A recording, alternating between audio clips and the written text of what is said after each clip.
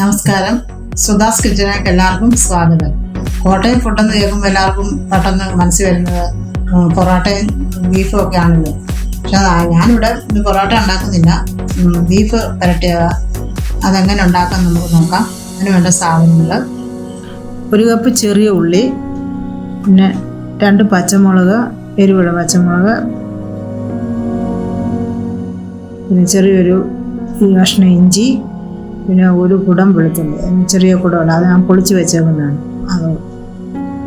പിന്നെ തേങ്ങാക്കൊത്ത്, 3 table spoon മുളക് പൊടി, 1.5 ടേബിൾ സ്പൂൺ മല്ലിപ്പൊടിയും, 1/4 ടീസ്പൂൺ മഞ്ഞൾപ്പൊടിയും, 1/4 ടീസ്പൂൺ ഗരം മസാലപ്പൊടിയും കൂടെ ഞാൻ ഒന്നിച്ച് അത് ചൂടാക്കി വെച്ചേക്കുന്നതാണ്. കുറച്ച് കറിവേപ്പില നമ്മൾ എത്രയേറെ ഇട്ടാലും നല്ല ടേസ്റ്റാണ്. അതൊക്കെ ബീഫാണ് നമ്മൾ എടുത്തിരിക്കുന്നത്, അതിനുള്ള സാധനങ്ങളാണ്. ആദ്യം നമുക്ക് ഇഞ്ചിയും വെളുത്തുള്ളിയും കൂടെ മിക്സിയിലിട്ടൊന്ന് ചെറുതായിട്ട് ചതയ്ക്കണം. അത് നമുക്ക് ഗ്യാസ് ഓണാക്കിയിട്ട് കുക്കർ അതിലോട്ട് വയ്ക്കുക. എന്നുവെച്ച് 1/4 കപ്പ് വെളിച്ചെണ്ണ അതിൽ ഒഴിക്കുക. വെളിച്ചെണ്ണയാണ് നല്ലത്, നല്ല ടേസ്റ്റ്. വെളിച്ചെണ്ണ ചൂടായി കഴിയുമ്പം നമ്മൾ 1/2 ടീസ്പൂൺ കടുകിട്ട് അത് പൊട്ടി കഴിയുമ്പം നമ്മൾ ചായച്ച് വെച്ചേക്കുന്ന ഇഞ്ചിയും വെളുത്തുള്ളിയും കൂടെ അതിലോട്ട് ഇളക്കുക. വെളുത്തുള്ളി ഇഞ്ചിയും എല്ലാം കൂടെ നമ്മൾ അതിനകത്തിട്ട് ഇളക്കി അതൊരു ശകലം ഇച്ചിരി മൂത്ത് കഴിയുമ്പോൾ അതിൻ്റെ പച്ചച്ചവയൊക്കെ ഒന്ന് മാറി കഴിയുമ്പോൾ നമ്മൾ അരിഞ്ഞ് വെച്ചിരിക്കുന്ന ചെറിയ ഉള്ളി അതിനകത്തിട്ട് വഴറ്റുക. ഉള്ളി ഇച്ചിരി ഒന്ന് വഴന്ന് കഴിയുമ്പോൾ നമ്മൾ അരിഞ്ഞ് വെച്ചിരിക്കുന്ന തേങ്ങാക്കൊത്ത് അത് ഇടുക. അത് കഴിഞ്ഞിട്ട് നമ്മളെടുത്ത് വെച്ചിരിക്കുന്ന കറിവേപ്പില, അത് ഇച്ചിരി ഏറെ ഇട്ടാലും കുഴപ്പമൊന്നുമില്ല, അതും കൂടി ഇട്ട് നല്ലതായിട്ടൊന്ന് വഴറ്റുക. അത് നല്ലതായിട്ട് ഇളകണം, ആ ഉള്ളി നല്ലതായിട്ടൊന്ന് വഴന്ന് വരണം, നല്ല ടേസ്റ്റൊക്കെ വരും. നല്ലതായിട്ടൊന്ന് വഴറ്റണം. നമ്മൾ ആ ഉള്ളിയെല്ലാം ഒന്ന് വഴന്ന് വരുമ്പോഴത്തേക്ക് അല്പം ഉപ്പും കൂടെ അതിനോടിട്ട് ഇളക്കണം. ഉള്ളിയെല്ലാം ഒന്ന് ബ്രൗൺ കളറാകുമ്പോഴത്തേക്ക് നമ്മളവിടെ എടുത്ത് വെച്ചേക്കുന്ന മുളക് പൊടിയും മല്ലിപ്പൊടിയും മഞ്ഞൾപ്പൊടിയും ഗരം മസാലപ്പൊടിയും ഉണ്ട്, അതെല്ലാം കൂടെ ഇട്ട് അതിനകത്തിട്ട് ഇളക്കുക. നമ്മൾ മുളക് പൊടിയെല്ലാം ഇട്ട് നമ്മൾ ഇളക്കി കഴിയുമ്പോഴത്തേക്ക് ഒരുവിധം ഒന്ന് നല്ലതായിട്ടൊന്ന് ചുമന്ന് കഴിയുമ്പോഴത്തേക്ക് നമ്മൾ 1 കപ്പ് വെള്ളം ഒഴിക്കുക. അതിനകത്ത് ഒരുപാട് വെള്ളം ഒഴിക്കരുത്, നമ്മൾ അതിനനുസരിച്ചുള്ള ഇച്ചിരി വെള്ളം ഒഴിക്കുക.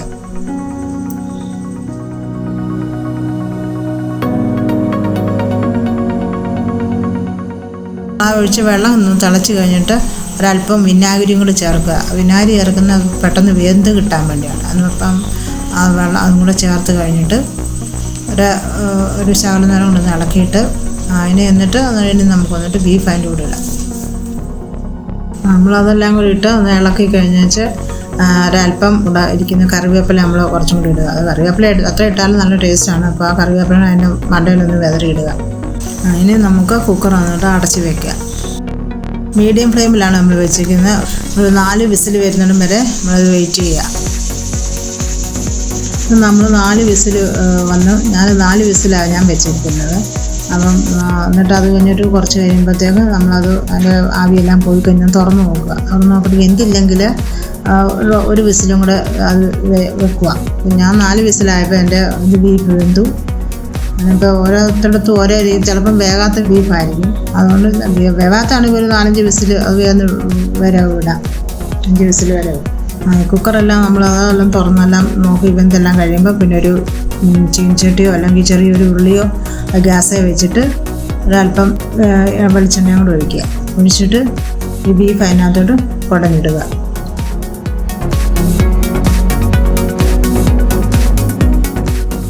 നമ്മൾ ചീനച്ചട്ടിക്കകത്തിട്ട് നമ്മളതിട്ട് ഇളക്കുക. എന്നിട്ട് പിന്നെ ചെറിയ തീ കൊടുക്കുക.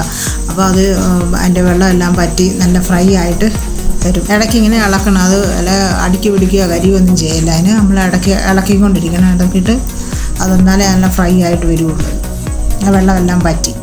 എന്നിട്ട് 1/2 ടീസ്പൂൺ കുരുമുളക് പൊടിയും കൂടെ അതിൻ്റെ കൂടെ ഇട്ട് ഇളക്കുക. നല്ലൊരു ടേസ്റ്റ് വരത്തുള്ളൂ. അപ്പോൾ നല്ലതായിട്ട് വെള്ളമെല്ലാം പറ്റണം, അത് നല്ലതായിട്ട് ഇളക്കണം. ആ വെള്ളമെല്ലാം നല്ലതായിട്ട് പറ്റി നല്ലൊരു കറുത്ത കളർ പോലെ ആകുമ്പോൾ അങ്ങനെ ആയിട്ട് നമുക്ക് എന്നിട്ടത് വാങ്ങി വെക്കണം. ബീഫ് പുരട്ടിയത് ഇപ്പോൾ റെഡിയായി. നമുക്കിനി വേറൊരു പാത്രത്തിനകത്തോട്ടത് മാറ്റാം.